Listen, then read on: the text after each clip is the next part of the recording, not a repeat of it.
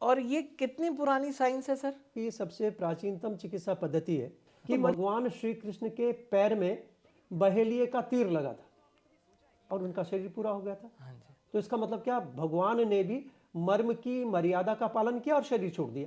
तो मरीज ने कहा कि इसमें तो आश्चर्यजनक रूप से परिणाम मिल रहे हैं। हजारों लाखों रोगियों पर निरंतर इसका परीक्षण किया। अपने लगभग 40 वर्ष के हम लोगों ने कैरियर में इसको प्रैक्टिसाइज किया। पहले तो एक तरह से विरोध जैसा था। हम कहते हैं कि कोई भी विज्ञान या कोई भी चीज तब तक स्वीकार्य नहीं होती जब तक वो शास्त्र सम्मत ना हो। उन्होंने लिखा है कि यह क्रिया व्याधि हरणी सा चिकित्सा निगद्यते। चाहे हम कितने ही मेडिकल कॉलेज खोल लें, कितने ही आयुर्वेदिक संस्थान खोल लें, सिर्फ और सिर्फ मर्म चिकित्सा ही उसमें एक तरह से सहायक हो सकती है। और इसको स्वीकार्यता आज पूरे विश्व में मर्म चिकित्सा की बड़ी तेजी से बढ़ रही। तो आपका कहना यह है कि हम पर्टिकुलर पॉइंट्स दबाएंगे और उसे नी ट्रांसप्लांट की जरूरत नहीं पड़ेगी, उसके घुटने ठीक हो जाएंगे। और यदि किसी व्यक्ति को हम रसगुल्ला दिखाएं कोई, तो उसके मुंह में सलाइवा बनता है, करेक्ट, उसका पेशाब बनता है, बहुत सारी चीज जो फ्लूइड, पसीना आता है।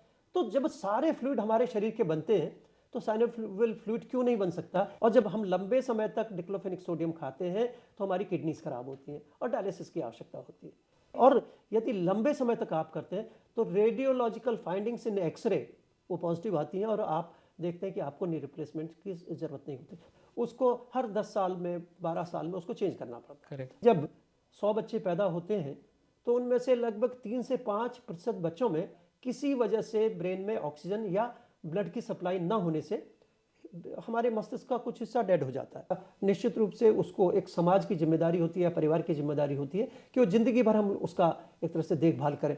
तो मर्म चिकित्सा के माध्यम से हम उसमें आश्चर्यजनक परिणाम देखते हैं और हजारों लोगों की चिकित्सा मर्म चिकित्सा के द्वारा हम लोगों के द्वारा की गई है। किसी भी अन्य चिकित्सा पद्धति में सेरेब्रल पाल्सी का कोई इलाज है ही नहीं।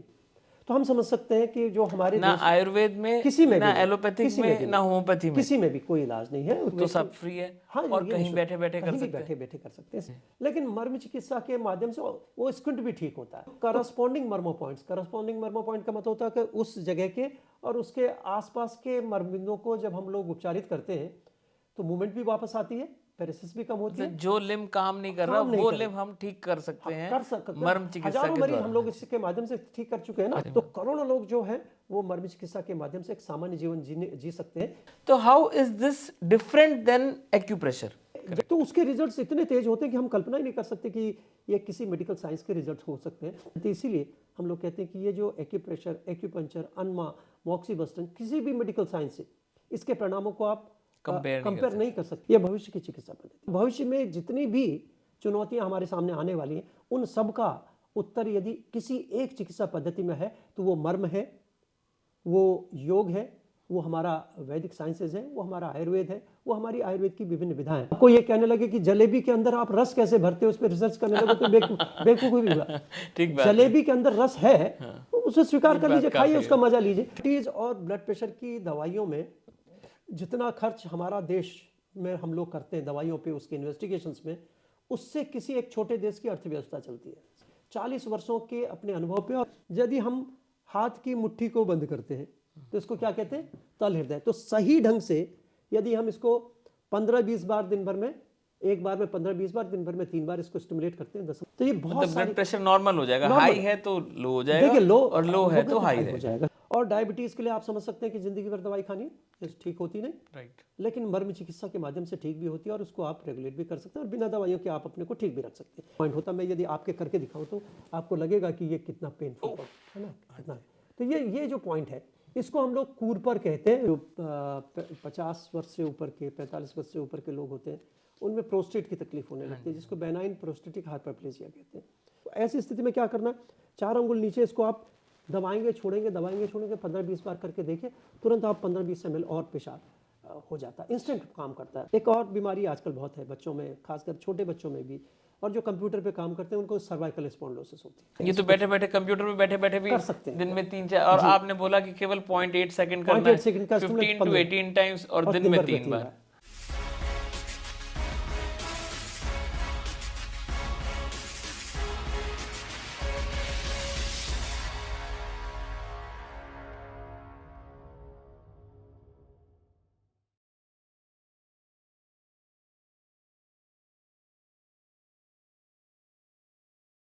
Driving deep with level next में आपका स्वागत है दोस्तों।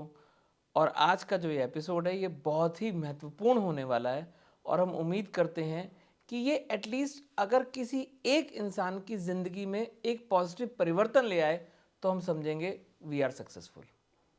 और अगर इसे आपने गौर से देखा, औरों के साथ शेयर किया, तो डेफिनेटली ये बहुत लोगों की लाइफ में बहुत बड़ा परिवर्तन लाने वाला है। आज का जो एपिसोड है ये कोई क्लिकबिट नहीं है जो हमने डाला है कि क्रोनिक डिजीजेस भी आपकी बिना किसी दवाई के ठीक हो सकती है, ये बिल्कुल सच है। और हमारे साथ जो आज शख्सियत है वे कोई बाबा जी नहीं है ना, इनकी अपनी रिसर्च है और वो रिसर्च बहुत सारी यूनिवर्सिटीज़ ने, बहुत सारे नेशंस ने अप्रूव करी हैं। He is a very big dignity. He is none other than professor doctor Sunil Joshi, former vice chancellor of Uttarakhand ayurvedic university. Doctor साहब, आपका बहुत बहुत स्वागत है हाँ, हमारे नमस्कार, पॉडकास्ट धन्यवाद। में। सर, तो मैं सबसे पहले ये जानना चाहूँगा कि जो मर्म चिकित्सा बोली जाती है, मर्म का अर्थ क्या होता है? मर्म शरीर के प्राण की ऊर्जा के केंद्र होते हैं और जब आघातित होते हैं, मीन्स यदि ट्रॉमेटाइज होते हैं या इस पे चोट लगती है तो व्यक्ति की मृत्यु तक हो सकती है। और एक परिभाषा के तौर पे यदि हम कहें तो महर्षि सुश्रुत ने लिखा है कि मार्यंती थी मर्माणी, उसमें डल्हन की टीका, उन्होंने कहा कि यदि इस पर आघात लगता है तो व्यक्ति की मृत्यु तक हो सकती है। तो ये प्राण की ऊर्जा का केंद्र होते हैं और बहुत घातक होते हैं, इसलिए इनको मर्म कहा जाता है। तो और ये कितनी पुरानी साइंस है सर? देखिए, हम लोग कहते हैं कि ये दुनिया की सबसे प्राचीनतम चिकित्सा पद्धति है, क्योंकि जितनी भी चिकित्सा पद्धतियां हैं, चाहे आयुर्वेद है, योग है, एलोपैथी है, कोई भी है, उसको हम एक समय के कालखंड में बांध सकते हैं, लेकिन मर्म चिकित्सा को कालखंड में नहीं बांधा जा सकता। और इसको ये हम लोग कहते हैं कि जब से मनुष्य का शरीर इस धरती पर है तब से ये चिकित्सा है, क्योंकि ये जो षडंग शरीर है, षडंग शरीर का मतलब होता है कि हमारे 6 अंग होते हैं, सिर होता है, धड़ होता है और 4 हाथ पैर होते हैं। तो 6 अंगों वाला शरीर षडंग शरीर कहलाता है।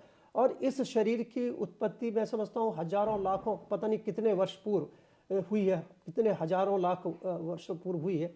और तब से ये जो सिस्टम है, मर्मों का सिस्टम मनुष्य के शरीर में है। तो हम लोग कहते हैं कि विश्व की सबसे प्राचीन चिकित्सा पद्धति है। और अन्य जितनी भी चिकित्सा पद्धतियाँ हैं वो किसी न किसी ऋषि के द्वारा, मुनि के द्वारा, किसी एक तरह से साइंटिस्ट के द्वारा डेवलप की गई है। पर ये जो सिस्टम है ह्यूमन बॉडी का, ये नेचर का है, ये गॉड का है, भगवान का बनाया हुआ है, और इसको किसी मनुष्य ने या किसी साइंटिस्ट ने नहीं बनाया। तो जो सिस्टम है वो सबसे पुराना है और ये मैन मेड भी नहीं है, ये गॉड मेड है। तो ये आप समझ सकते हैं कि ये कितना प्राचीन है। जब से ये धरती पर मनुष्य का प्रादुर्भाव हुआ है तब से ये एक सिस्टम के रूप में हमारे शरीर में है, और इसके माध्यम से जो हमें आरोग्य प्राप्त होता है उसको हम लोग मर्म चिकित्सा कहते हैं। तो सर, ये मर्म चिकित्सा जब इतनी पुरानी है, लेकिन मैं अभी जैसे हम ऑफ कैमरा बात कर रहे थे, बुक तो इस पर कोई भी नहीं है। देखिए, मर्म चिकित्सा के रूप में इसका वर्णन कहीं भी किसी आयुर्वेद में भी नहीं कहा जाता, कहीं लिखा नहीं है। आयुर्वेद के जो सुश्रुत संहिता है उसमें एक शारीर स्थान का एक चैप्टर है, उसमें उन्होंने एनाटॉमिकल कंसेप्ट के तौर पे इसको दिया है और ये बताया कि शरीर के ये 107 बिंदु कहाँ कहाँ पर स्थित होते हैं, मोटा मोटा उसका डिस्क्रिप्शन है। और उसके जो इफेक्ट ऑफ ट्रॉमा है उस पर, कि उस पर चोट लगेगी तो क्या कॉम्प्लिकेशंस होंगे, उन्होंने इन्यूमरेट किया, उसकी लिस्टिंग है। उसके अलावा चिकित्सा में इसका उपयोग नहीं होता। लेकिन जब हम लोगों ने देखा कि यदि किसी बिंदु पर कोई चोट लगती है, वो कॉम्प्लिकेशन होते हैं, और उन कॉम्प्लिकेशन से संबंधित यदि कोई लक्षणों से युक्त कोई व्यक्ति हमारे पास आता है तो उस मर्म को आइडेंटिफाई करके हम लोगों ने स्टिमुलेट करना शुरू किया, तो देखा उसके आश्चर्यजनक परिणाम है। और ये रिट्रोग्रेड जो टेक्निक है उससे एक तरह से पूरा का पूरा विज्ञान उद्घाटित हो सका। इसको एक छोटे से उदाहरण से समझा जा सकता है कि यदि इस कमरे में बहुत सारे, आप देख रहे हैं कि ये पंखा लगा है, बल्ब्स लगे हैं, एसी है, बहुत सारे अप्लायंसेस लगे हैं, और वो सब के सब एक सिस्टम से वो होते हैं, जो स्विच बोर्ड होता है उससे हम लोग इसको ऑन ऑफ करते हैं। लेकिन यदि हम सोचें कि यदि कोई किसी स्पेसिफिक जो हमारा अप्लायंस है उससे संबंधित यदि स्विच खराब हो जाता है तो वो उस पर वो काम करना बंद हो जाता है। ऐसा ही ये डिस्क्रिप्शन हम लोगों को लिखा था कि भाई इसको यदि ये वाला खराब होगा तो इससे ये कॉम्प्लिकेशंस होंगे, ये खराब होगा तो इससे ये कॉम्प्लिकेशंस होंगे, लेकिन चिकित्सा के रूप में उसका उपयोग नहीं होता था। तो ये मन में विचार आया कि यदि ये इस स्थान विशेष के आघातित होने से ये लक्षण उत्पन्न हुए हैं तो यदि ऐसे लक्षण शरीर में किसी रोग से है उत्पन्न है, तो यदि हम इस मर्म को स्टिमुलेट करेंगे तो फायदा होना चाहिए। और रिट्रोग्रेड टेक्निक से जब हम लोगों ने इसको उपचारित करना शुरू किया तो देखा कि आश्चर्यजनक रूप से हम लोगों को इसके परिणाम मिले। और उसके बाद फिर हम लोगों ने ये एक की हम लोगों को हाथ लग गई, और उसी के आधार पर जितने भी कॉम्प्लिकेशंस महर्षि सुश्रुत ने लिखे थे या आचार्य वाग्भट ने अपने टेक्स्ट में लिखे थे, उन सभी सिम्टम्स में हम लोगों ने मर्मों को स्टिमुलेट किया और उसको साइंटिफिकली वैलिडेट किया, और उसका पूरा एक तरह से रिकॉर्डिंग की, उस पर रिसर्च किया और एक पूरा का पूरा एक साइंटिफिक वे में उसका प्रेजेंटेशन किया, और उसी को हम लोग मर्म चिकित्सा के रूप में लेके आए। तो ये आपको सबसे पहले कब ट्रिगर हुआ, और वहाँ से लेकर अब तक की जर्नी के बारे में हमें कुछ बताओ। आई एम श्योर उसके पीछे बहुत आपने रिसर्च भी करी होगी, लोगों ने बहुत क्रिटिसाइज भी किया होगा, और उसके बाद भी आप लगे रहे होगे, आपने सबसे पहले किसी के साथ शेयर किया होगा और दिन रात इस पे आप लगे रहे होगे।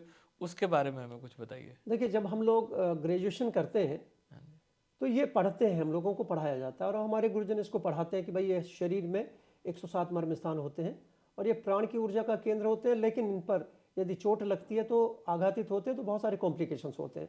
और उसकी परिभाषा के रूप में उन्होंने लिखा है कि मार्यंतीति मर्माणी, यदि ये इन पर चोट लगती है तो ये मृत्यु का कारण होते हैं, इसलिए इनको मर्म कहा जाता है। लेकिन ये चिकित्सा के रूप में इसका वर्णन नहीं होता, और हम लोग सिर्फ एक प्रैक्टिकल में एक प्रश्न पूछे जाते हैं और एक प्रश्न जो है हमारी थ्योरी में आता है, इसलिए इसको पढ़ते थे। सामान्य रूप से उसमें कोई हम लोगों को रुचि नहीं होती थी, क्योंकि इसमें ऐसे एक नवीन उम्र के बच्चे के लिए मरने की बात करना कि भाई इसको चोट लगेगी तो मर जाएगा, तो कहीं इसमें चिकित्सा का कोई सार हम लोगों को नज़र नहीं आता था, इसलिए हम लोग इसको सिर्फ परीक्षा के उद्देश्य से पढ़ते थे। जब इसमें हम लोग पोस्ट ग्रेजुएशन के लिए गए 1983 में बनारस हिंदू विश्वविद्यालय में इंस्टीट्यूट ऑफ मेडिकल साइंसेज में, क्योंकि शल्य चिकित्सा का विद्यार्थी होने के नाते फिर हम लोगों को ये अध्याय पढ़ाया गया, और फिर ये कहा गया कि during surgical intervention you have to take care of these मर्मो points, if you are not taking care of these मर्मो points a lot of complications may be there और पर्सन में डाई। तो वो शल्य चिकित्सा मतलब मेडिसिन ऑफ सर्जरी? नहीं, surgery, medicine of शल्य चिकित्सा मतलब सर्जरी। ओके।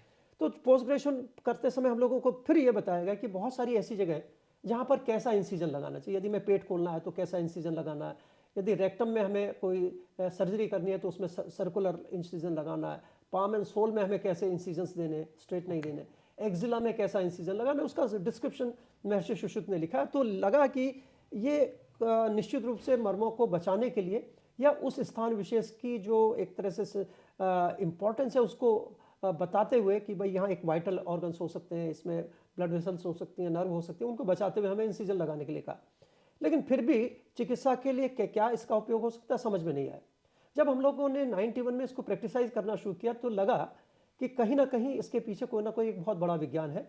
और जैसे मैंने आपको बताया कि हम लोगों ने रिट्रोग्रेड काम करना शुरू किया। एक उदाहरण है सामान्य रूप से कि जब गर्दन और जो हमारा सिर का जोड़ है वहाँ पर एक मर्म स्थान होता है जिसको हम कृकाटिका मर्म कहते हैं। और एक ये कहा जाता है कि जब इस पर चोट लगती है तो एक चलमूर्धा का मतलब जो गर्दन उसका सिर हिलता रहता है। आप देखें कि वो रोगी जो होता है अपने सिर को नॉट करता रहता है वो ऐसे ऐसे। तो ऐसा जब हम लोगों को लगा कि ये कृकाटिका मर्म है, कई उदाहरण हम लोगों को बचपन से ही हम लोगों को पता लगा कि इस व्यक्ति की ऐसे चोट लगी थी तो उसकी गर्दन हिलने लगी थी, गर्दन पे चोट लगी थी तो उसका सिर हिलने लगा था। तो लगा कहीं ना कहीं ये एक सही उदाहरण हमारे शास्त्र में लिखा है कि भाई ये कॉम्प्लिकेशन होते हैं। तो जब हम लोगों के पास ऐसे रोगी आए, बहुत सारी ऐसी बीमारियां होती हैं जैसे पार्किंसंस डिजीज है या बुढ़ापे में बहुत सारे ऐसे लक्षण होते हैं जिसमें आप देखते हैं कि गर्दन के ऊपर सिर हिलता रहता है, सिर को स्टेबल नहीं कर सकते। तो हम लोगों ने उस मर्म को जब स्टिमुलेट किया तो मरीज ने कहा कि इसमें तो आश्चर्यजनक रूप से परिणाम मिल रहे हैं और ये अब बहुत लाभ हो रहा है, मेरा गर्दन अब कम हिल रही है, सिर नहीं हिलता, गर्दन स्टेबल हो रही है। तो एक लगा कि हाँ निश्चित रूप से इससे परिणाम मिल सकते हैं। और फिर हम लोगों ने विभिन्न बीमारियों में हजारों लाखों रोगियों पर निरंतर इसका परीक्षण किया। अपने लगभग 40 वर्ष के हम लोगों ने कैरियर में इसको प्रैक्टिसाइज किया और एक देखा कि भाई फिर कैसे साइंटिफिकली हम लोग इसको वैलिडेट कर सकते हैं, इस पर क्या इसके पीछे साइंटिफिक नो-हाउ है। और फिर इसका चिकित्सा में उपयोग और एक तरह से इसको ऑथेंटिक जो ट्रीटमेंट ऑफ पर्टिकुलर डिजीज़ के रूप में हम लोग मर्मी चिकित्सा को लाए। तो ये जो पूरी जर्नी रही 91 के बाद जब हम लोगों ने इसको काम करना शुरू किया तो पहले तो एक तरह से विरोध जैसा था कि भाई जिस जगह पर चोट लगती है उसकी को चिकित्सा में कैसे उपयोग कर सकते हैं। मर्म चिकित्सा का मतलब है कि इस पे चोट लगी तो आदमी मरेगा, तो उसका चिकित्सा में कैसे उपयोग करें, क्योंकि वही चीज़ सब लोगों ने पढ़ी थी। तो हम लोगों ने जब भी हम आउट ऑफ द बॉक्स सोचते हैं या धारा के विपरीत चलते हैं तो निश्चित रूप से कुछ हिंड्रेंस आती हैं। ऐसा हम लोगों के साथ भी आया। तो लोगों ने कहा कि भाई इसको चिकित्सा के रूप में नहीं कहा जा सकता। हम लोगों ने पहले तो बहुत दिनों तक चिकित्सा की, लेकिन लोगों को नहीं बताया कि हम लोग क्या कर रहे हैं। तो जब परिणाम उसके मिलने लगे तो लोगों ने कहना शुरू किया कि भाई इस पे ये करने से ये फ़ायदा हुआ। और उन सारे के सारे जो रोगियों के अनुभव थे, रोगियों के जो एक तरह का रिएक्शन था, रोगियों का जो हम लोगों के पास फीडबैक था, उस फीडबैक को साइंटिफिकली फिर एनालाइज किया और देखा कि वो किस सिस्टम से संबंधित है और कौन कौन से नर्व्स उससे प्रभावित होती है, या ब्रेन का कौन सा हिस्सा उससे स्टिमुलेट होता है, या कौन सी चीज़ उस बीमारी के लिए रिस्पॉन्सिबल थी और कैसे ये ठीक हुआ। उसके पीछे साइंटिफिकली हम लोगों ने उसको सोचा।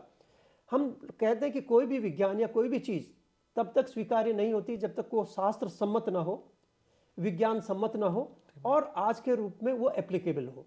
तो शास्त्र सम्मत होनी चाहिए, मीन्स वो it should be supported by the text, आपके टेक्स्ट से सपोर्ट होनी चाहिए, and it should be validated by the science, and it should be applicable in present scenario. आज के संदर्भ में वो एप्लीकेबल होनी चाहिए। जब हम लोगों ने मर्म चिकित्सा को तीनों इस डेफिनेशंस में रखा तो देखा ये तो 100% इसके सापेक्ष बिल्कुल ठीक है। तो उसे मर्म चिकित्सा के रूप में हम लोगों ने प्रचारित करना शुरू किया।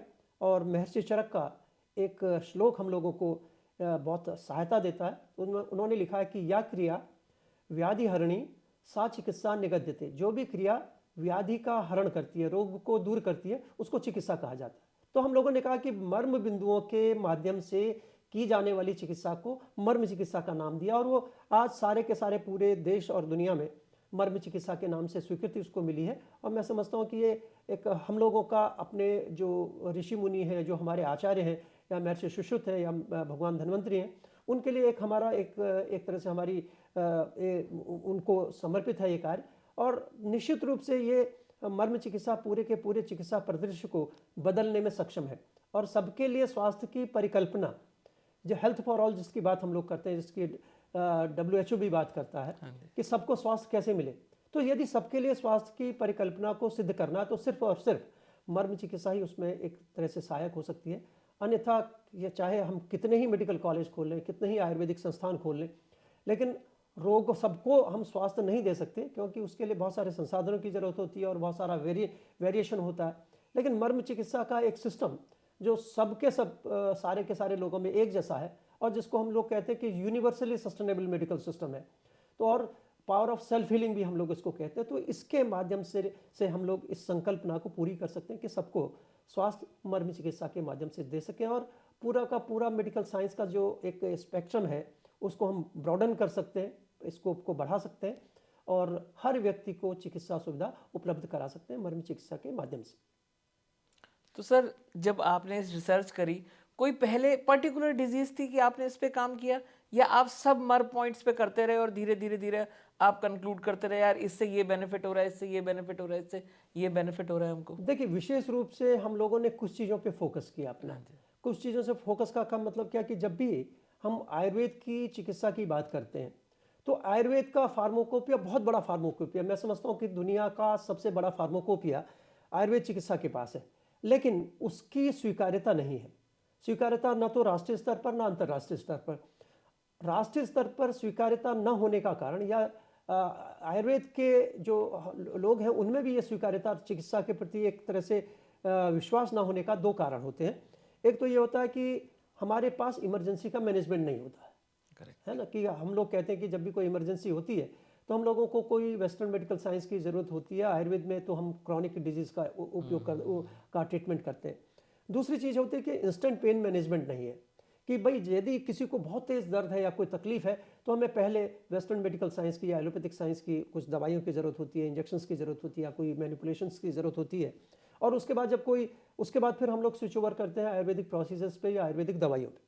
तो दो ये मुख्य कारण हमारे एक आम जन में आयुर्वेद के प्रचलित न होने के कारण। करेक्ट। और अंतर्राष्ट्रीय स्तर पर क्या है कि जब भी हम आयुर्वेद की फार्माकोलॉजी की बात करते हैं, आयुर्वेदिक दवाइयों की बात करते हैं, तो उनके मन में ये विचार है कि भाई इसमें बहुत सारी मेटल्स का यूज होता है, दूसरा वो ये भी कहते हैं कि एक टाइम टेकिंग प्रोसेस है, वही कि मैं समय बहुत लगता वही है बता उसमें। रहे हैं कि इमरजेंसी में नहीं होता तो हाँ इसका जी, हाँ मतलब जी, क्या है, क्रॉनिक डिजीज। हाँ जी, जो इंटरनेशनल स्तर की हम लोग बात करते हैं तो वो लोग कहते हैं कि भाई इसमें कुछ मेटल्स होती हैं और जो नेफ्रोटॉक्सिक हो सकती हैं, न्यूरोटॉक्सिक होती हैं, कुछ हेपेटोटॉक्सिक होती हैं, इसलिए उनकी स्वीकार्यता नहीं है।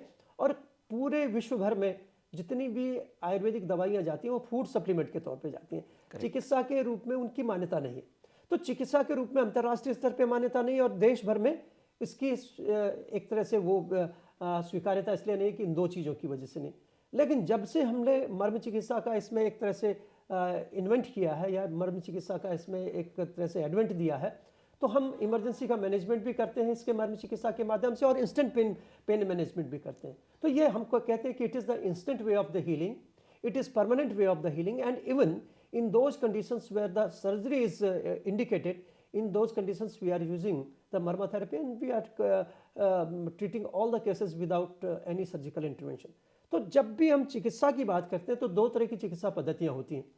एक होती है कि non pharmacopoeial way of healing, ठीक है, मतलब non pharmacopoeial way of healing का मतलब होता है कि जिस चिकित्सा पद्धति में हम किसी औषधि का इस्तेमाल नहीं करते तो वो non pharmacopoeial way of healing. दूसरी चिकित्सा पद्धति होती है जिसको हम फार्माकोपियल वे ऑफ हीलिंग कहते हैं, जिसमें हम किसी न किसी दवाई का किसी चीज़ का इस्तेमाल करते हैं तो फार्माकोपियल, मेडिसिन इनटेक जहाँ हुआ वो फार्माकोपियल हो गया। तो एलोपैथी हो गई, आयुर्वेद हो गई, होम्योपैथी हो गई, यूनानी हो गई, जिसमें भी हम दवाइयाँ इस्तेमाल करते हैं वो फार्माकोपियल वे ऑफ हीलिंग है। इसको एक आम व्यक्ति को समझना चाहिए कि हम क्या किस संदर्भ की बात कर रहे हैं। दूसरी चिकित्सा पद्धति जिसमें जैसे आपको मैंने बताया कि योग है, मर्म चिकित्सा है, इसमें किसी ढंग के सर्जिकल इंटरवेंशन या कोई मेडिसिन की ज़रूरत नहीं होती, कोई दवाई नहीं देते, तो ये non pharmacopoeial way of healing है। तो non pharmacopoeial way of healing को स्वीकार करने में किसी को कोई दिक्कत नहीं कि इसमें कोई इसका साइड इफेक्ट नहीं है, इसका कोई आप ये नहीं कह सकते कि इसमें कोई मेटेलिक हम प्रिपरेशंस दे रहे हैं, कोई टॉक्सिक सब्सटेंस दे रहे हैं, कोई इसमें कोई पॉइजनस सब्सटेंसेस को यूज़ कर रहे हैं, तो कोई इसमें मेडिसिन की ज़रूरत नहीं होती। तो जब मर्म चिकित्सा के माध्यम से बहुत तेज प्रभाव मिलता है, मतलब इंस्टेंट पेन मैनेजमेंट होता है, बहुत सारी इमरजेंसी कंडीशंस को हम लोग डील कर लेते हैं और बिना किसी दवाई के करते हैं, तो लोगों में इसकी स्वीकार्यता बढ़ी है और राष्ट्रीय और अंतर्राष्ट्रीय स्तर पर भी इसको स्वीकार किया जाने लगा है। एक बात और मैं आप लोगों को बताना चाहता हूँ कि जब हम इमरजेंसी की बात करते हैं और ये कहते हैं कि जो वेस्टर्न मेडिकल साइंस है या एलोपैथिक साइंस है इससे इमरजेंसी का मैनेजमेंट होता है, तो कहीं ना कहीं वो अर्ध सत्य है, पूरा सही नहीं है। इमरजेंसी आप समझ सकते हैं कि इमरजेंसी कहाँ होती है। इमरजेंसी होती है खेत में होती है, खलियान में होती है, किसी फैक्ट्री में होती है, किसी यात्रा पे होती है, दूरगामी क्षेत्र में होती है और अस्पताल में या डॉक्टर के नज़दीक नहीं होती। करेक्ट। और जब भी हम व्यक्ति को चिकित्सक तक लाते हैं तो बहुत समय निकल जाता है, घंटा निकल गया, 4 घंटे हो गए, कभी कभी हम किसी दूसरे दिन पहुंचते हैं, विशेष रूप से उत्तराखंड के संदर्भ की बात करें तो इसमें तो बहुत समय लगता है। बिल्कुल ठीक है। तो जब तक पेशेंट एलोपैथिक डॉक्टर के पास आता है तो बहुत सारे परमानेंट जो कॉम्प्लिकेशंस हैं या permanent effect on the body है, ब्रेन है, हार्ट है, उस पर पड़ चुके होते हैं। ठीक है। तो हम क्या करते हैं, हम इमरजेंसी को मैनेज नहीं करते, हम क्या करते हैं जो पोस्ट इमरजेंसी के सिम्टम्स हैं उनको मैनेज करते हैं, ट्रीटमेंट भी नहीं करते, उनको मैनेज करते हैं।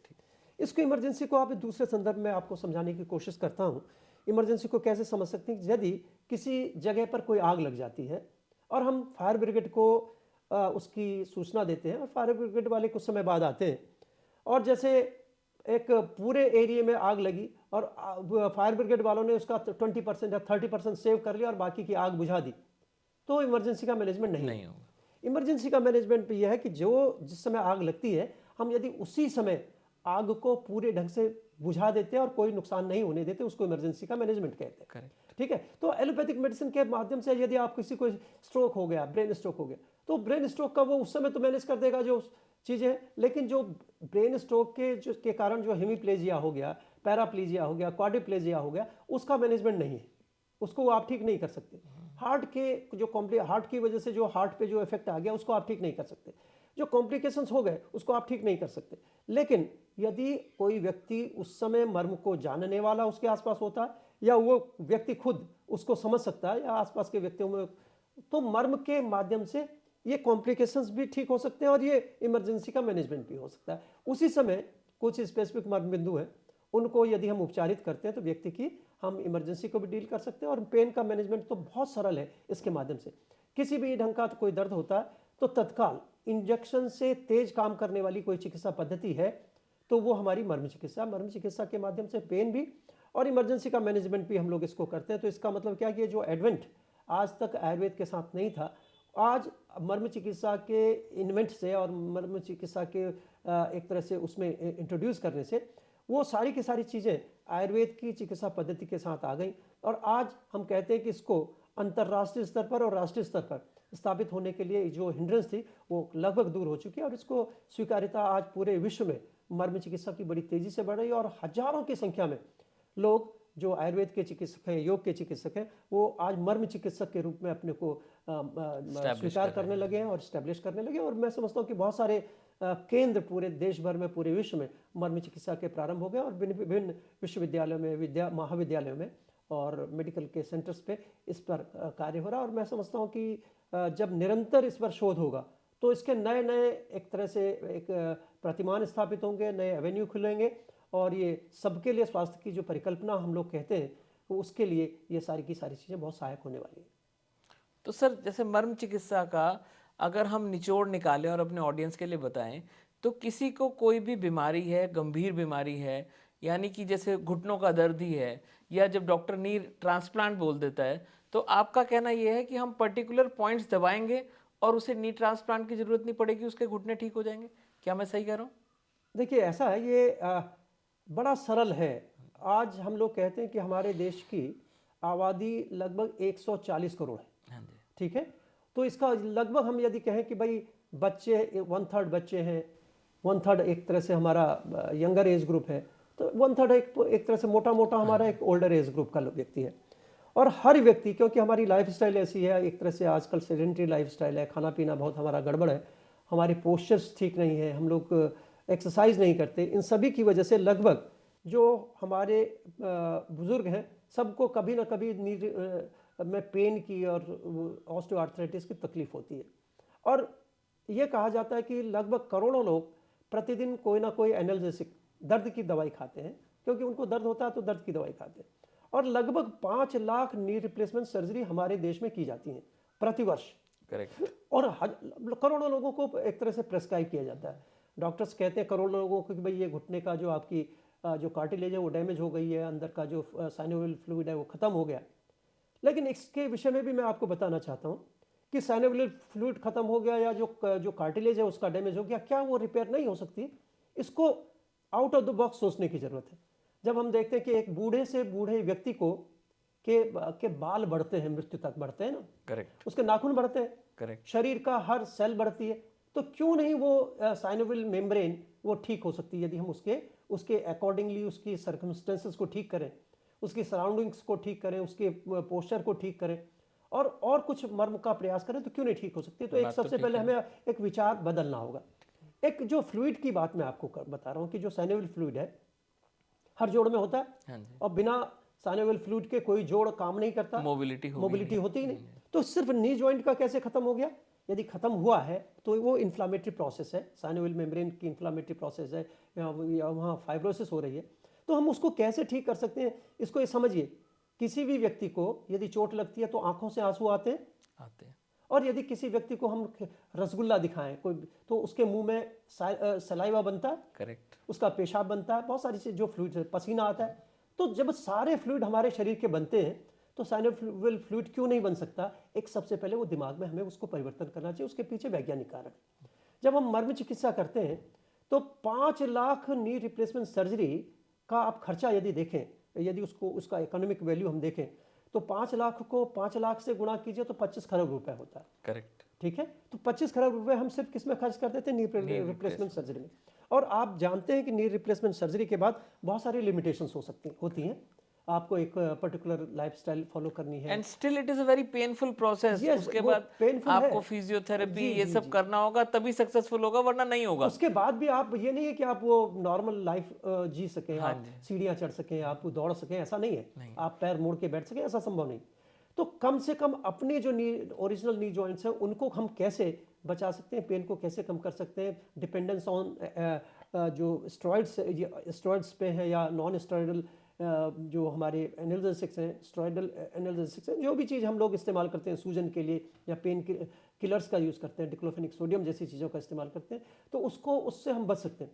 आपने देखा होगा कि एक डिक्लोफेनिक सोडियम जिसको हम लोग कहते हैं, ये कॉमनली यूज होने वाली मेडिसिन है for the pain pain, killer है, हाँ जी। और क्योंकि बड़ी आप सस्ती है, नॉर्मल मेडिकल स्टोर पे जाओ, मिलती है, कहीं कैसा भी दर्द हो, वो सबसे पहले वो डिक्लोफेनिक हरे सोडियम दे पत्ते की देंगे। गोली कहते हाँ हैं जी, ना, हाँ जी, तो हाँ जी। आसानी से मिलने वाली गोली। भाई यदि हम कहते हैं कि अभी एक व्यक्ति को, यदि माता पिता हमारे दोनों के घुटने खराब हैं, तो हमें 20 लाख रुपए का खर्चा करना है। और एक व्यक्ति जिसकी छोटी सी आमदनी है, वो तो खर्च नहीं कर सकता नहीं नी कर रिप्लेसमेंट के लिए, तो वो क्या करता है, वो एक एक डिक्लोफेनिक सोडियम का पत्ता माता के पास, एक पिता के पास रख देता है। और जब हम लंबे समय तक डिक्लोफेनिक सोडियम खाते हैं तो हमारी किडनीज खराब होती हैं और डायलिसिस की आवश्यकता होती है। तो आप समझ सकते हैं कि कितने बड़े खतरे से मर्म चिकित्सा बचाने जा रही है कि हम लोग उसकी जरूरत नहीं होती। और किसी उसमें क्या है कि आप मर्म चिकित्सा करते हैं, पैर के कुछ मर्म होते हैं, मैं बताऊंगा, यदि हम आगे चर्चा करेंगे तो उसमें बताएंगे। उसको यदि आप स्टिमुलेट करते हैं, रोज अपने हाथ से करना, और आप उसको पेन किलर की आपको आवश्यकता नहीं होती। और यदि लंबे समय तक आप करते हैं तो रेडियोलॉजिकल फाइंडिंग्स इन एक्सरे वो पॉजिटिव आती हैं और आप देखते हैं कि आपको नी रिप्लेसमेंट की जरूरत नहीं होती। तो क्या 25 बात खरब रुपया हम नी सर्जरी का बचा सकते हैं मर्म चिकित्सा के बाद, मर्म चिकित्सा करने से। तो इसको आप शेयर ही तो करना, उसको बताना है कि भाई कैसे मर्म चिकित्सा के माध्यम से आप अपने घुटनों को बचा सकते हैं। तो एक बहुत बड़ा एक सेक्टर है जिसमें मर्म चिकित्सा का उपयोग किया जा सकता है। और दूसरी चीज, इसके अलावा आपने देखा होगा कि कोरोना के बाद एक avascular necrosis of head of femur, जो हमारे कूल्हे की हड्डी होती है, उसमें खून की सप्लाई खत्म होने, चोट से भी हो सकता है, एक्सेसिव यूज ऑफ स्टेरॉइड से भी हो सकता है, किसी इन्फेक्शन से भी हो सकता है, और कूल्हे बदलने की जरूरत होती है। और ये कहा जाता है कि जो भी कूल्हा बदला जाता है उसको हर 10 साल में, 12 साल में उसको चेंज करना पड़ता है। करेक्ट। तो आप समझिए कि कितना बड़ा खर्चा है। साइकोलॉजिकल इम्पैक्ट अलग होता है, इकोनॉमिकल इफेक्ट अलग होता है, एक तरह से हमारी स्वास्थ्य पर उसका अलग होता प्रभाव होता है। उन सभी स्थिति में भी यदि आप मर्म चिकित्सा करते हैं तो आप उनको बचा भी सकते हैं, और उनके जो नॉर्मल कंडीशन है, जो उसका एक तरह से डिजेनरेटिव चेंजेस है, उनको रोक सकते हैं और उसको इम्प्रूव भी कर सकते हैं। इसको हम लोगों ने बहुत सारे केसेस पर स्टडी किए, और उसको एमआरआई के माध्यम से, एक्सरे के माध्यम से हम लोग उसको सेव करते हैं, लोगों को दिखाते हैं कि भाई कैसे ये मर्म चिकित्सा के माध्यम से even avascular necrosis of head of the femur तक को ठीक किया जा सकता है, उसको ट्रीट किया जा सकता है, या उसको आगे बढ़ने से रोका जा सकता है। तो वह एक बहुत बड़ा एक तरह से फील्ड है मर्म चिकित्सा का, जो हम ऑर्थोपेडिक सर्जरी के केसेस में हम लोग इसके द्वारा फ़ायदा उठा सकते हैं। एक और बड़ी एक तरह से बीमारी जिसको हम लोग कहते हैं कि वो सेरेब्रल पाल्सी की, आपने देखा होगा कि जो छोटे बच्चे होते हैं, बहुत सारे ऐसे बच्चे होते हैं जो गर्दन नहीं उठा सकते, जिनके मुंह से लार गिरती रहती है, जो कुछ समझते नहीं हैं, उनकी क्रॉस लेग होती है, अपने शरीर को उठा नहीं सकते, और वो जिंदगी भर किसी न किसी व्यक्ति पर आश्रित होते हैं। ठीक है। ठीक है ना। तो आप समझ सकते हैं कि ये कहा जाता है कि जब 100 बच्चे पैदा होते हैं तो उनमें से लगभग 3 से 5% बच्चों में जन्म के समय या किसी और आगे पीछे थोड़ा से उसके बाद भी हो सकता है, या इंट्रायूट्राइन लाइफ में भी हो सकता है, किसी वजह से ब्रेन में ऑक्सीजन या ब्लड की सप्लाई ना होने से हमारे मस्तिष्क का कुछ हिस्सा डेड हो जाता है। और जब वो डेड हो जाता है तो शरीर के विभिन्न हिस्सों पर उसका एक तरह से प्रभाव होता है, और व्यक्ति को किसी का एक हाथ हो सकता है, किसी के दोनों पैर हो सकते हैं। तो उसको हम कहते हैं मोनोप्लेजिया, डाइप्लेजिया, ट्राइप्लेजिया, क्वाड्रिप्लेजिया। ये सारे के सारे लक्षण होते हैं कि उसमें एक तरह से पक्षाघात, जिस पैरालिसिस कहते हैं, ऐसे हो जाता है, और बच्चा किसी भी तरह से न मानसिक रूप से न शारीरिक रूप से सक्षम होता है। और निश्चित रूप से उसको एक समाज की जिम्मेदारी होती है, परिवार की जिम्मेदारी होती है कि वो जिंदगी भर हम उसका एक तरह से देखभाल करें। तो मर्म चिकित्सा के माध्यम से हम उसमें आश्चर्यजनक परिणाम देखते हैं, और हजारों लोगों की चिकित्सा मर्म चिकित्सा के द्वारा हम लोगों के द्वारा की गई है। और मैं नहीं समझता कि एक भी केस ऐसा हो कि जिसमें हम लोगों को उसके परिणाम ना मिले हो, कम ज़्यादा हो सकते हैं। और ये तो जो सेरेब्रल पाल्सी से जो ग्रस्त बच्चे होते हैं, उनके लिए मर्म चिकित्सा एक वरदान है। किसी भी अन्य चिकित्सा पद्धति में सेरेब्रल पाल्सी का कोई इलाज है ही नहीं। तो हम समझ सकते हैं कि जो हमारे ना देश आयुर्वेद में, किसी में ना भी नहीं, एलोपैथिक किसी में, भी ना नहीं, होम्योपैथी में, किसी में भी कोई इलाज नहीं है कि हम उसको पूरी तरह से ठीक कर सके, ऐसा कहीं नहीं। लेकिन मर्म चिकित्सा के माध्यम से यदि निरंतर हम इसको करते हैं तो ड्रूलिंग जो होती है, जिसको हम कहते हैं मुंह से लार गिरना, तो लगभग 1 से 2 हफ्ते में लार गिरना कम हो जाता है। आप कल्पना कीजिए कि जिस बच्चे को 8 साल से 10 साल से मुंह से लार गिर रही है, ड्रूलिंग हो रही है, वो कैसे 1-2 हफ्ते में उसको ठीक हो सकती है। और जो स्पास्टिसिटी है, शरीर में जो अकड़ाहट होती है, वो कुछ सेटिंग्स में कम होने लगती है और धीमे धीमे उसकी स्पास्टिसिटी कम हो जाती है। और जो टिप्टो वॉक होती है, जो पंजों के बल बच्चा चलता हाँ है, जी, क्रॉस लेग होती है, क्रॉस लेग खत्म होने लगती है और धीमे धीमे बच्चा एड़ी टेक कर चलने लगता है। तो ये बहुत बड़ा एक तरह से शोध का विषय भी है और एक तरह से इम्प्लीमेंटेशन का विषय भी है कि हम इसको अधिक से अधिक बच्चों में इसका इम्प्लीमेंटेशन करें और उन बच्चों को जिनका कोई उपचार नहीं हो सकता, कम से कम मर्म चिकित्सा के माध्यम से अपने योग्य बना सकें कि वो अपने सामान्य कार्यों को कर सकें, उठ सकें, बैठ सकें और अपने जो डिपेंडेंस है उनकी दूसरों पर वो खत्म हो सके। तो एक बहुत बड़ा और ये जो ट्रीटमेंट है, ये उस बच्चे के पेरेंट्स भी एक बार समझने के बाद घर में अपने हाँ, आप कर सकते हैं? निश्चित रूप से यही देखिए, ये प्रोटोकॉल हम लोगों ने इसीलिए बनाया है कि एक आम व्यक्ति उसको समझकर अपने लिए उसको कर सकता है। और जब भी किसी तो सब फ्री है हाँ, और ये कहीं निश्चित, बैठे बैठे कर कहीं भी सकते हैं? बैठे बैठे कर सकते हैं। इसमें किसी एक तरह से कोई सिस्टम की आवश्यकता नहीं होती है, एक उसको सही समझने की जरूरत होती है। कुछ समय उसको एक तरह से क्वालिफाइड जो मर्म चिकित्सक है उसके अंडर में उसको देखना होता है, समझना होता है और लंबे समय तक उसको करते हैं और उसका हम लोग असेसमेंट करते हैं। जैसे मंथली असेसमेंट है कि एक महीने में कितना उसके का रिजल्टेंट है, क्या क्या चीज़ें ठीक हुई, स्पास्टिसिटी कितनी कम हुई है, उसका जो टिप्टो वॉक का क्या स्टेटस है, उसका मेंटल स्टेटस क्या है, उसका ड्रूलिंग कैसी क्या हो रही है, अब उसका जो एक तरह से जो कांटेक्ट है, आई कांटेक्ट क्या है, यदि किसी को स्क्विंट है आंखों में, आपने देखा होगा कि आंखों में तिरछापन हाँ ऐसे जी, बच्चों हाँ में जी, होता हाँ है, तो कई ऑपरेशन की जरूरत होती है। हाँ जी। लेकिन मर्म चिकित्सा के माध्यम से वो स्क्विंट भी ठीक होता है। तो क्या आप बात है! कल्पना कीजिए कि वो कितना बड़ा एक कंट्रीब्यूशन है।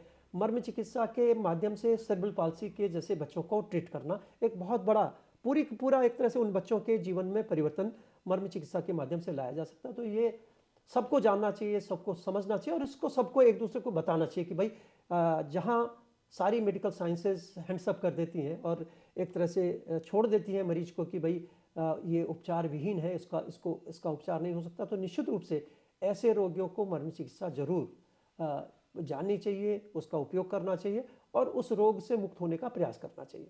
तो सर इसके न्यूरो में और पैरालिसिस वगैरह में तो बहुत अच्छे रिजल्ट आते होंगे? निश्चित रूप से एक और उदाहरण है, हाँ जी, देखिए, जिसको हम कहते हैं पोस्ट पोलियो पेरेसिस। हाँ जी, आपने देखा होगा कि पोलियो होता है और आज ये हम गर्व से कहते हैं कि हमारा देश पोलियो मुक्त है, ठीक है। लेकिन करोड़ों लोग ऐसे हैं जिनको पहले पोलियो हुआ और उसके बाद उनके कोई ना कोई शरीर का अंग जो है एक तरह से पैरालाइज्ड है। हाँ जी। तो हम कहते हैं इसको पोस्ट पोलियो पेरेसिस।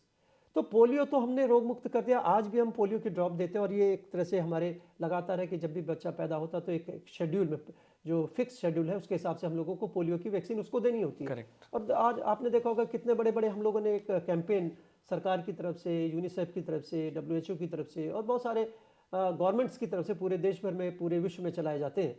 और मैं समझता हूँ कि जिन लोगों को पोलियो हो गया उनका कोई उपचार हमारे पास नहीं है, किसी के पास भी नहीं।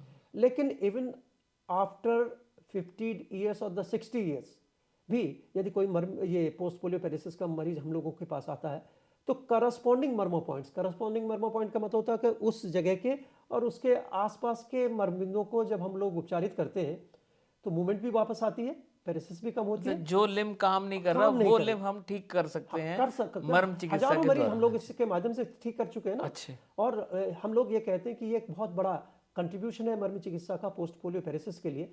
और इसके माध्यम से उसका फंक्शनिंग तो आप बढ़ाते ही हो, उसकी स्ट्रेंथ भी बढ़ाते हो, साथ साथ उसका जो बॉडी मास है, उसका एक मसल मास है, उसको भी इम्प्रोवाइज करते हो, उसका साइज भी इम्प्रूव करते हो।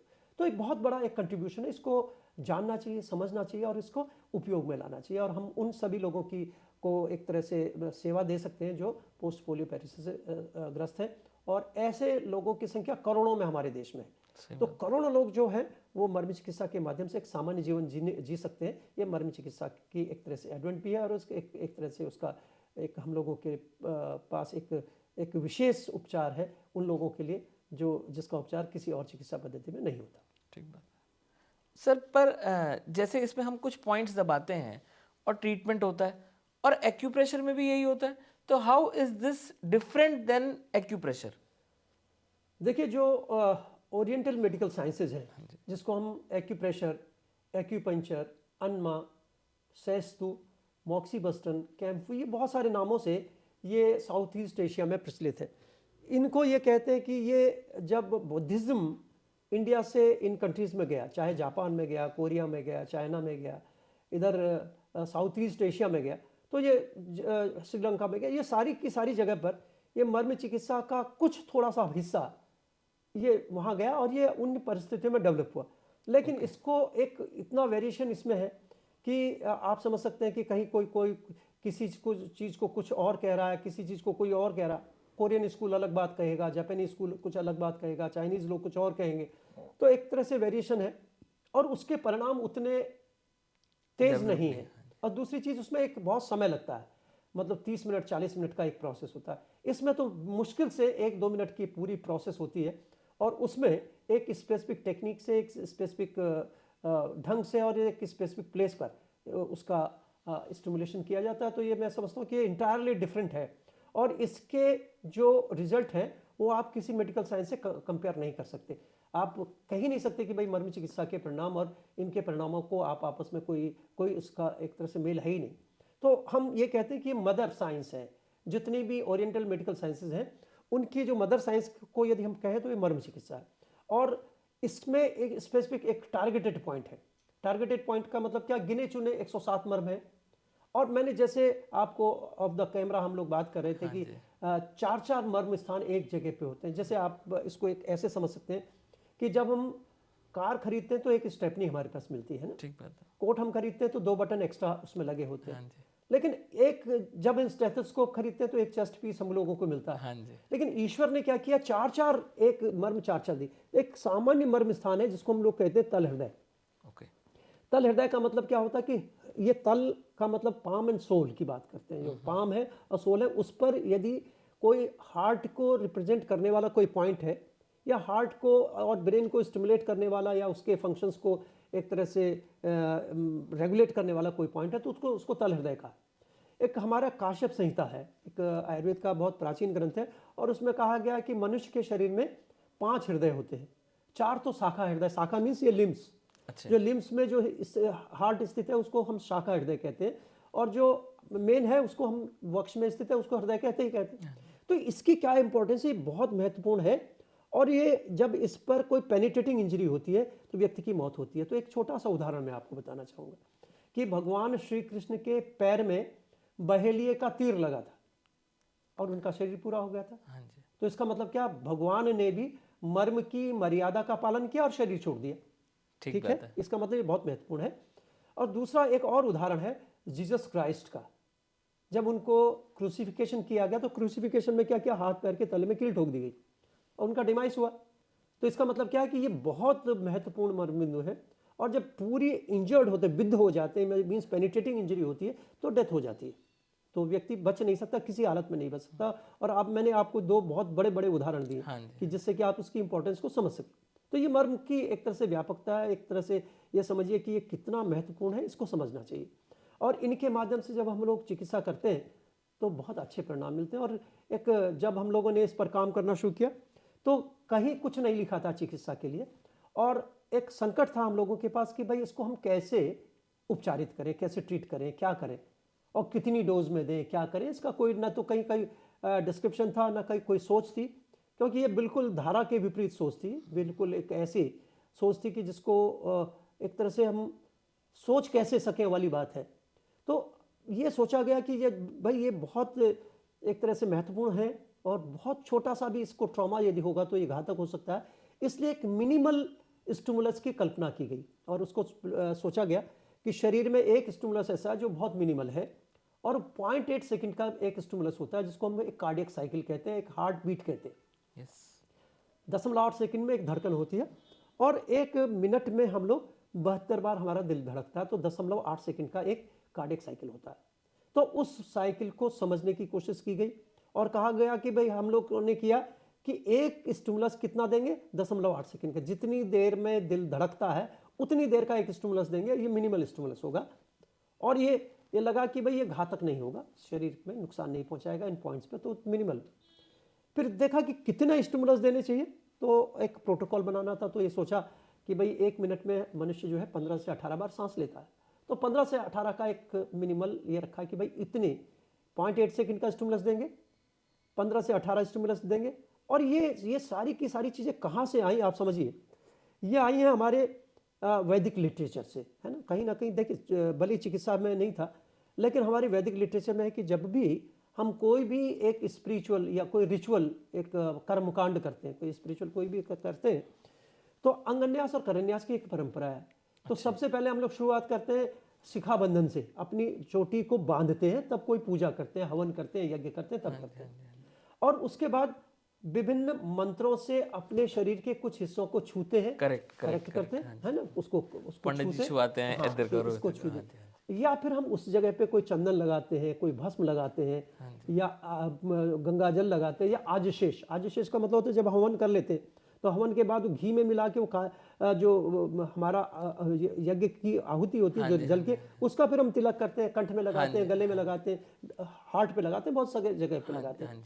तो इसको हम अंगन्यास और करन्यास कहते हैं। तो ये अंगन्यास और करन्यास से निकली विधा है, और जब भी ये अंगन्यास करन्यास किया जाता है वो त्रिकाल संध्या के साथ किया जाता है, दिन भर में 3 बार। तो सुबह 5 से 8, दिन में 12 से 2 दोपहर, और शाम को संध्या से फिर 5 से 7, सुबह 5 से 7, दिन दोपहर में 12 से 2, और शाम को 5 से 7। ये त्रिकाल संध्या की जाती है, पूजा करते हैं 3 बार करते हैं, जैसे नमाज पढ़ने का विधान है 5 बार नमाज पढ़ी जाती है। इसी ढंग से त्रिकाल संध्या वैदिक सनातन पद्धति में या वैदिक हमारी जो संस्कृति है उसमें होता है। तो यह सोचा गया कि इसको 3 बार, क्योंकि ये त्रिकाल संध्या से निकला हुआ एक उपक्रम है, इसलिए इसको 3 बार किया गया। तो क्या हुआ, इक्वेशन क्या हुई, 0.8 सेकंड का स्टिमुलस, फिर उसको क्या किया गया 15 से 18 बार, एक स्टिमुलस एक बार में 15 से 18 बार, दिन भर में 3 बार, त्रिकाल संध्या के साथ सुबह दोपहर शाम। और कितना प्रेशर उतना जितना एफोर्डेबल हो। एफोर्डेबल का मतलब कि व्यक्ति उसको सह सके, ठीक है, सह सके, और उसको एसेसिबल भी हो, उसको महसूस भी कर सके। अब आप यदि सिर्फ इसको ऐसे छुएंगे तो पता नहीं चलेगा, इम्पैक्ट नहीं होगा उसका। तो इसको पता भी चलना चाहिए, व्यक्ति को पता चलना चाहिए। और एक परिभाषा और महर्षि सुश्रुत ने लिखी है कि मर्म किसे कहते हैं। उन्होंने कहा कि मर्म जहां पर मांस, सिरा, स्नायु, अस्थि और संधि, ये चीजें का कॉम्बिनेशन होता है, ये चीजें मिलती हैं, उसको उस स्थान को मर्म कहते हैं।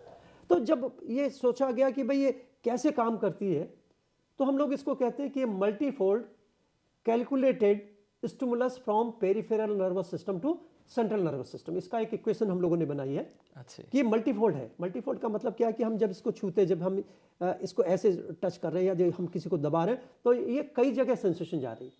इसको ऐसे, और एक छोटा सा उदाहरण हम लोग बार बार देते हैं कि जब माँ हमारे गाल का स्पर्श करती है तो एक अलग फीलिंग होती है, राइट, और मास्टर जी थप्पड़ मारते हैं तो क्या होता है, वो अलग फीलिंग होती है।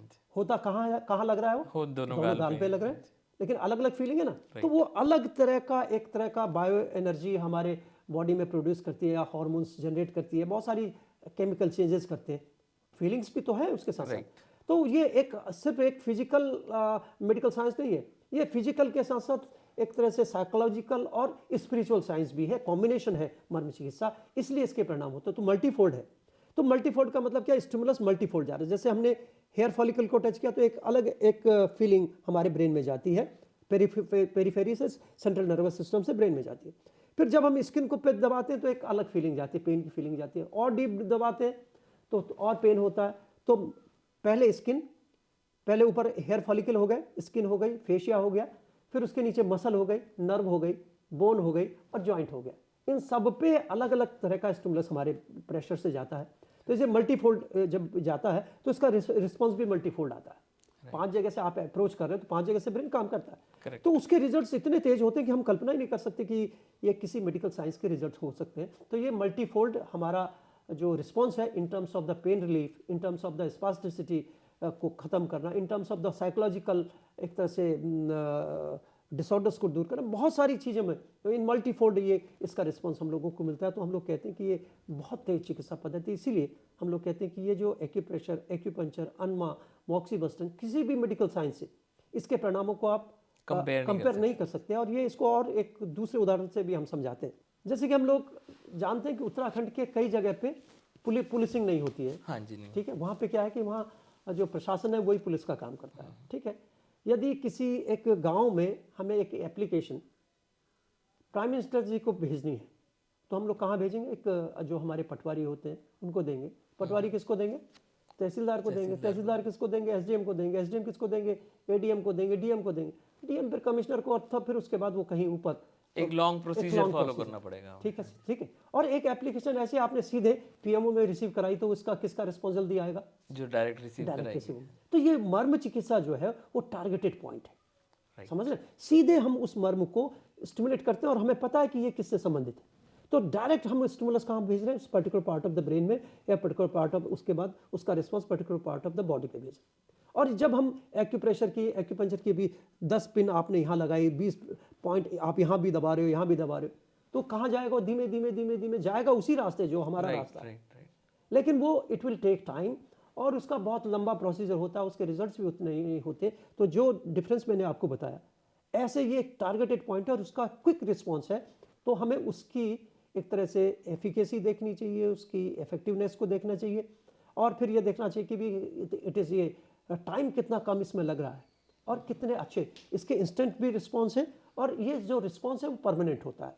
ये नहीं कि हमने अभी एक मर्म दबाया और उसके अभी इस समय आपको पेन रिलीफ हो गया और फिर उसके बाद फिर आप जो जो प्रोसेस हमने आज किया वो सेव होगा, ठीक है, और सेव होने के बाद वो मल्टीप्लाई होने वाला। ये नहीं है कि उसका असर उसका खत्म हो जाए, ऐसा नहीं। तो इसको हम कहते हैं it is the instant way of healing, it is permanent way of healing. तो और एक सेल्फ हीलिंग का प्रोसेस है। शरीर में अपने को ठीक करने की ताकत ईश्वर ने दी, लेकिन हम यदि उसको न जाने, उसको यूटिलाइज ना करें, तो इसमें नेचर का या भगवान का दोष नहीं है, दोष हमारा है। तो आज हम क्या है कि हम उपाय ढूंढते हैं कि कोई गोली से ठीक हो जाए, कोई इंजेक्शन लग जाए, कोई और ऑपरेटिव प्रोसेस हो जाए, कोई थेरेपी करा लें तो उससे ठीक हो जाए। हम अपने उस सिस्टम को देखते नहीं। करेक्ट। जब हम मर्म के सिस्टम को समझ जाते हैं और मर्म को दबाते हैं तो इंस्टेंट उसका रिस्पॉन्स मिलता है। तो ये मैं समझता हूँ कि दुनिया की सबसे अच्छी चिकित्सा पद्धति है और आज वर्तमान की आवश्यकता भी है और भविष्य की चिकित्सा पद्धति एक सर्वमान्य चिकित्सा पद्धति के रूप में मर्म चिकित्सा आएगी। ये भविष्य की चिकित्सा पद्धति है और जो आज की आवश्यकताओं को भी पूरा कर सकती है और भविष्य में जितनी भी चुनौतियां हमारे सामने आने वाली हैं उन सब का उत्तर यदि किसी एक चिकित्सा पद्धति में है तो वो मर्म है, वो योग है, वो हमारा वैदिक साइंसेज है, वो हमारा आयुर्वेद है, वो हमारी आयुर्वेद की विभिन्न विधाएं। यदि हम इन सब को कंबाइन करके एक पैकेज के रूप में यदि हम किसी बीमारी के लिए या किसी भी चीज़ को देते हैं तो निश्चित रूप से हम जो हेल्थ फॉर ऑल का जो ड्रीम है, जो संकल्पना है, उसको आसानी से हम बिना किसी अतिरिक्त संसाधनों के, देखिए इसमें हमें कोई पैसा नहीं खर्च करना, सिर्फ हमें इसको लोगों को बताना है, सिखाना है, उनको ट्रेन करना है और उसके परिणामों को दिखाना है। और देखिए इसमें रिसर्च के लिए बार बार लोग कहते हैं कि भाई इसमें रिसर्च होनी चाहिए। इसमें रिसर्च की आवश्यकता नहीं, इसमें सिर्फ आपको उसके रिजल्ट्स को देखकर एक मॉड्यूल बनाना है कि इसको करने से कितनी देर में दर्द ठीक होता है, कितनी देर में क्या होता है। उस पर आप फिर ढूंढते रहिए कि किससे क्या होता है। अब कोई ये कहने लगे कि जलेबी के अंदर आप रस कैसे भरते हो, उस पर रिसर्च करने लगे तो बेवकूफ़ी भी हुआ। ठीक बात। जलेबी के अंदर रस है, तो उसे स्वीकार कर बात लीजिए, खाइए, काफी उसका है। मजा लीजिए। ठीक तो बात है। इस तरह की शोध से बहुत कुछ फायदा होने वाला नहीं है। आप उसको कॉम्प्लिकेट करते हैं किसी प्रोसेस को। जब भी किसी साइंस को आपको पॉपुलराइज करना है या लोगों तक पहुंचाना है तो उसको सिंप्लीफिकेशन जरूरी है। उसको सिंप्लीफाइड कीजिए, उसको एप्लीकेबल बनाइए, उसको पॉपुलराइज कीजिए और उसको बिना स्वार्थ के लोगों तक बांटिए। तो मैं समझता हूँ कि आज इसी प्रक्रिया में हम लोग अपने माध्यम से भी और अपने जो संस्था है हमारी मृत्युंजय मिशन, उसके माध्यम से भी हम लोग काम कर रहे हैं पूरे देश विदेश में। और हम लोगों का ये एक प्रयास है कि अधिक से अधिक लोग इसको सीखें और इसके द्वारा लोगों की एक जो सफरिंग ह्यूमैनिटी है उसकी सर्विस कर सकें, उसको सेवा दे सकें। यही कार्य हम लोगों के द्वारा मर्म चिकित्सा में नहीं किया सर, आपने तो बहुत वैलिडेशन भी दे दिया है। अब बहुत सारी यूनिवर्सिटीज़ में इसका कोर्स भी शुरू हो गया और इसके अलग सिलेबसेस आ गए हैं। आपने इतनी बुक्स लिखी हैं, तो आपने बहुत वैलिडेशन ऑलरेडी इसको प्रोवाइड किया है। एंड आई एम श्योर जितने ऑडियंस हमारे सुन रहे हैं वो इसे और जानेंगे तो अपने आप को भी निरोग करेंगे और साथ में आरोग्य को फैलाएंगे भी। और मैं चाहूँगा कि जो मोस्ट कॉमन क्रोनिक डिजीज़ हैं जिसका हर घर में कोई ना कोई है, जैसे डायबिटीज़ की प्रॉब्लम हो गई या हार्ट की ब्लड प्रेशर। प्रॉब्लम हो गई, बीपी की प्रॉब्लम हो गई, या आजकल तो लंग्स की भी बड़ा इशू है लोगों को, और एसिडिटी की प्रॉब्लम है। अगर आप इनके कुछ ऐसे पॉइंट्स बता सके जो लोग घर बैठे समझ सके और उसे कर सके तो बहुत लोगों का भला हो पाएगा। देखिए जो कॉमन डिजीजेज हैं हाँ जी। उनके लिए कहा जाता है कि these diseases are very common and a lot of people are suffering with these diseases, हाँ जी। But they don't have the common management. ठीक है, उनका कोई मैनेजमेंट सामान्य रूप से चिकित्सा में नहीं होता। यदि किसी को ब्लड प्रेशर है, किसी को हाइपरटेंशन है, किसी को थायराइड की प्रॉब्लम है, किसी को हाइपर एसिडिटी है, किसी को कोई एलर्जी है, तो उसको क्या है कि परमानेंट कोई ना कोई दवाई खानी है, जिंदगी भर दवाई खानी है। समझ रहे हैं? ब्लड प्रेशर की दवाई ऐसी है तो आपने सुबह की डोज खाई, शाम की नहीं खाई तो शाम को बढ़ जाएगा, फिर 4 दिन छोड़ देंगे तो फिर बहुत सारे कॉम्प्लिकेशंस होंगे और आप छोड़ नहीं सकते, जिंदगी भर आपको दवाई खानी, ठीक है। ऐसी डायबिटीज़ है। तो डायबिटीज़ और ब्लड प्रेशर की दवाइयों में जितना खर्च हमारा देश में हम लोग करते हैं दवाइयों पे, उसके इन्वेस्टिगेशंस में, उससे किसी एक छोटे देश की अर्थव्यवस्था चलती है। समझ रहे हैं आप कितना बड़ा खर्चा हम लोग करते हैं। और इसको मर्म चिकित्सा के माध्यम से हम ब्लड प्रेशर को बढ़ने से रोक सकते हैं। यदि ब्लड प्रेशर हो गया तो उसको ठीक कर सकते हैं, और डायबिटीज़ की अक्रेंस को भी रोक सकते हैं, और उसको और थोड़ा लाइफस्टाइल को चेंज करके कुछ आयुर्वेदिक जो पैरामीटर्स हैं उनको यूज़ करके, और मर्म के जो एक तरह से स्टिमुलेशन से हम इनको रोक सकते हैं।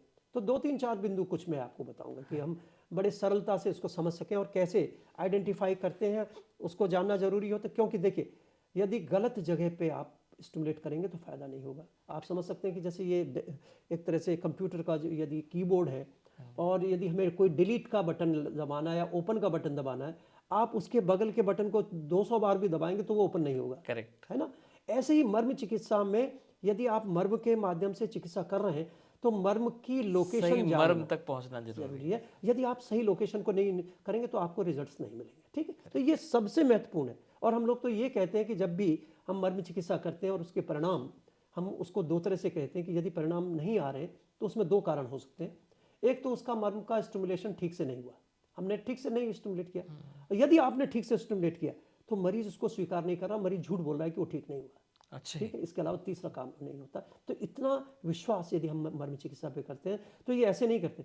40 वर्षों के अपने अनुभव पे और लाखों रोगियों पर सीधे देखने के बाद, और हजारों जो अपने हम लोगों के जो मर्म चिकित्सा से जुड़े लोग हैं, जो हम लोगों से इस ढंग से सीखा है, कई विश्वविद्यालयों के पाठ्यक्रम में है, जितने भी आयुर्वेद के विश्वविद्यालय हैं उन सभी में हम लोगों के जो प्रशिक्षित लोग हैं वो कार्य कर रहे हैं, प्रोफेसर्स काम कर रहे हैं। अभी हम लोगों ने उत्तराखंड सरकार के जो आयुष के डॉक्टर्स को ट्रेन किया है, और उत्तराखंड के जो एलोपैथिक डॉक्टर्स हैं उसमें करीबन 30-32 डॉक्टर्स को भी मर्म चिकित्सा और आयुर्वेद से हम लोगों ने उसका एक तरह से उनको एक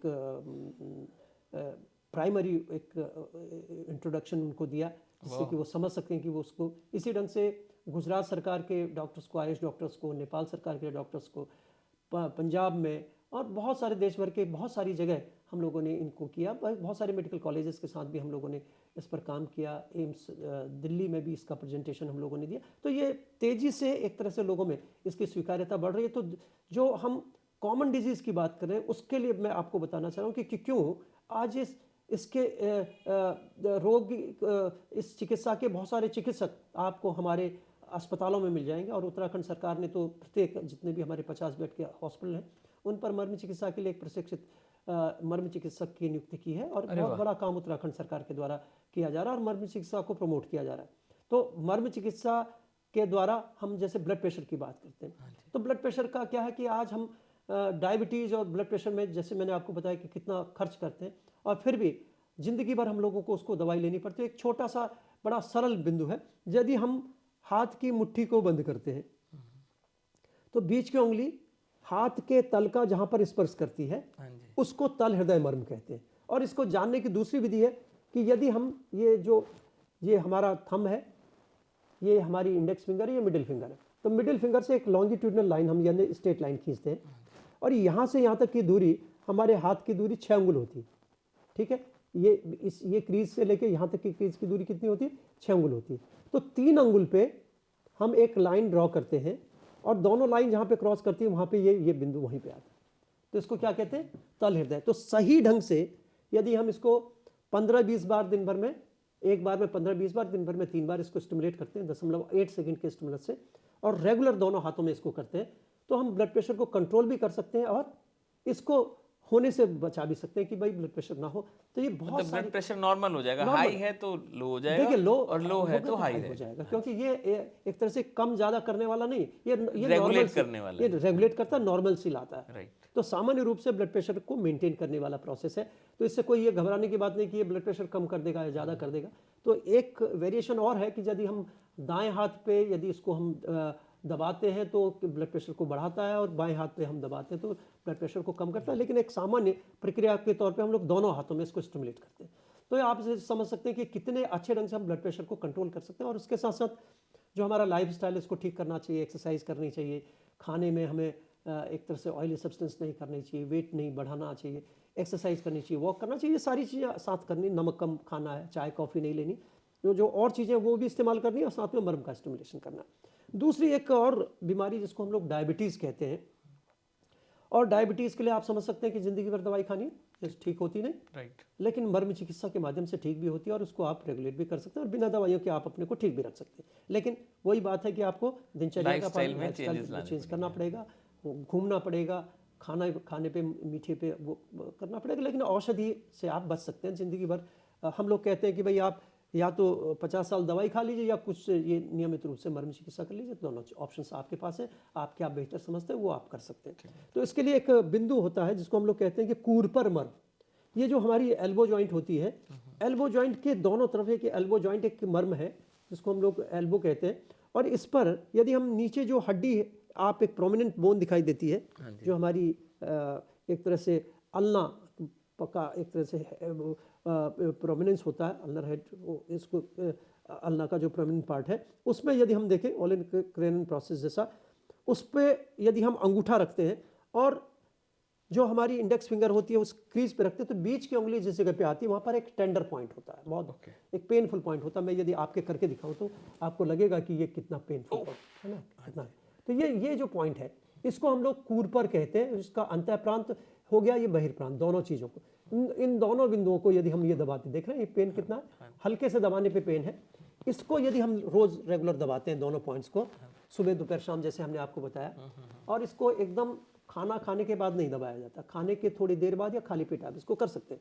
यदि आप इसको निश्चित रूप से नियमित रूप से दबाते हैं तो आश्चर्यजनक परिणाम होते हैं, और मैं समझता हूँ कि हफ्ते डेढ़ हफ्ते में वो ब्लड शुगर लेवल डाउन होने लगता है। और इस तल हृदय के लिए एक विशेष रूप से बताएंगे कि जब हम इसको रिपीटेडली इसको करते हैं, 2-3 सिटिंग लगातार देते हैं, तो 30 का डिक्लाइन है डायस्टोलिक और सिस्टोलिक में, दोनों में। मतलब यदि हम 2-3-4 मिनट में हम इसको दबाते हैं और उसको रेगुलर देते हैं तो 30 तक का डिक्लाइन होता है। ये वेरिएशन हो सकता है, किसी में 10 का हो, किसी में 20 को, लेकिन 30 तक का ऑब्जर्व किया है। ऑब्जर्व सैकड़ों मरीजों पे करते हैं, बहुत सारे मरीजों पे हम लोग तो ये कॉमन प्रैक्टिस के तौर पे कहते हैं कि भाई इसको करना चाहिए, और इससे आप अपने ब्लड प्रेशर को इमरजेंसी में भी ठीक कर सकते हैं। इमरजेंसी में यदि किसी को एकदम ब्लड प्रेशर बढ़ गया, और देखिए ब्लड प्रेशर को ठीक करने का उपाय क्या है कि हम इंट्रावीनस एक तरह से डायरेटिक देते हैं, उसमें काम्पूज का इंजेक्शन देते हैं, सबलिंगुअल निफेडेपिन देते हैं, ये इमरजेंसी मैनेजमेंट होता है। लेकिन जहाँ ये आपके पास कुछ नहीं है, आप उस समय क्या कर सकते हैं? कुछ नहीं कर सकते, दवाई को ड्राइव कर रहे हैं, जर्नी में जा रहे हैं, कुछ कहीं है, बहुत, उसी समय यदि आप इसको लगातार रिपीटेडली, इसमें ज़्यादा डोज हमें देनी पड़ती है, जैसे हमने 15-15 की सेटिंग दे दी, इसको कई सेटिंग्स देनी पड़ेंगी, एक आधा मिनट में, 1 मिनट में, फिर रिपीटेडली करते हैं तो 3-4-5 मिनट में ही 30 का डिक्लाइन होता है, आप इमरजेंसी को मैनेज कर सकते हैं।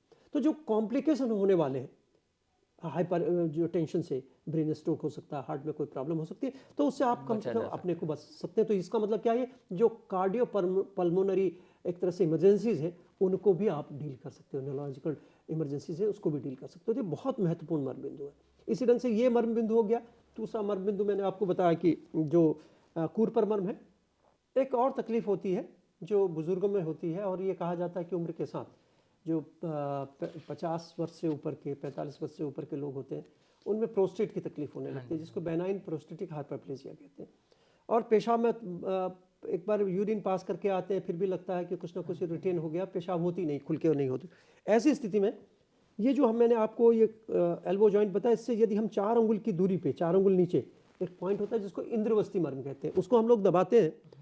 वहीं आप यूरिन पास कर रहे हैं, मिक्चुरेट कर रहे हैं, आपने देखा कि पेशाब पास हो गया, but still you are not feeling very comfortable, तो ये होता नहीं, फिर आप वो आ जाते हैं, फिर उसको थोड़ी देर बाद जाना पड़ता है। तो ऐसी स्थिति में क्या करना है, 4 अंगुल नीचे इसको आप दबाएंगे छोड़ेंगे, दबाएंगे छोड़ेंगे, 15-20 बार करके देखिए, तुरंत आप 15-20 ml और पेशाब हो जाता है, इंस्टेंट काम करता है। तो ये आप समझिए कि कितने महत्वपूर्ण मर्म बिंदु हैं। ये वही एग्जांपल हो गया जो आपने मेल का बताया कि डायरेक्ट आप पॉइंट पे स्टिमुलेट करते हैं और इंस्टेंट ऑर्डर जाता है। हाँ बिल्कुल इंस्टेंट, तो उसी समय उसको वो मिक्सचुरेट हो जाता है। तो ये बहुत अच्छी चिकित्सा पद्धति है और हर व्यक्ति को इन मर्मों के विषय में जानना चाहिए। और ये जो कॉमन डिजीजेस हैं, लाइफस्टाइल डिसऑर्डर है, उन सब का उपचार कर सकते हैं।